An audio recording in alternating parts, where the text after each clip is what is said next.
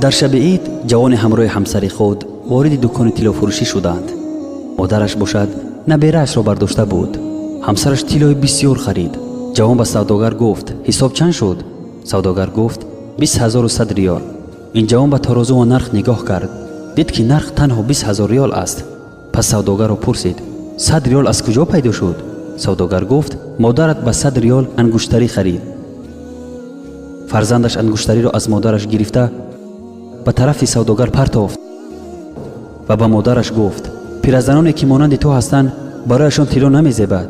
مادرش هنگامی که این سخن را شنید گریان شده به سوی ماشین روان شد.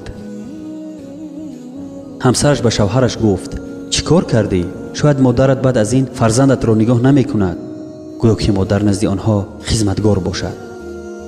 پس از آن که سوداگر او را سرزنش کرد به ماشین سوار شده به مادرش گفت انگشتری را اگر می خواهی بگیر.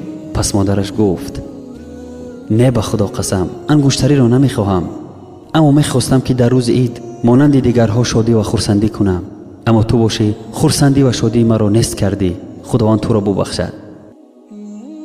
و بعد 6 ماه سپری شدن از این ماجرا فرزند داروهای زیاد استعمال میکرد که بر سلامتیش ضرر میرسانید. یک روز مادری بیچاره از دوستداری فرزند جگربندش به خاطر ضرر نرسانیدن به سلامتیش داروها را از تیریزه پرتافت. پس فرزند از عقل بیگانه شده مادرش را از خانه بیرون کرد. مادر از خانه برآمده و می گفت خداوند فرزند مرا خوشبخت گرداند. مادر یک مدت غیب زد و در همین وقت فرزند گرفتار بیماری شده به بیمارستان برده شد. هنگامی از بیمارستان برآمد سلامتیش سنگین‌تر شده، وظیفه و خانه را از دست داده، قرضهایش افزود. و ما اصابكم من مصیبت فبما كسبت ایدیکم و یعفو عن کثیر.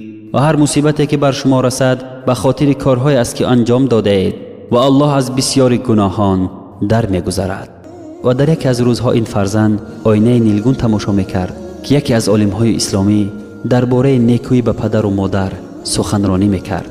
می‌گفت نیکی و احسان به پدر و مادر سبب زیاد شدن رزق می‌گردد و انسان را از غم و اندوه بیرون کرده مشکلات را آسان می‌گرداند. بعد از شنیدن این سخن‌ها خداوند هدایتش کرد و خطای خود را فهمید. سپس شتابان از جایش برخاست و به سراغ مادرش برآمد. مادرش را در پایان آشیانه پیدا کرد که از صدقه و خیرات مردم زندگیش را به سر می برد. فرزند خود را در پیش پای مادر پرتافته و بسیار گریه کرد. مادر نیز همراه فرزند گریه می کرد. مادرش او را بخشید و به سوی خانه برگشتند.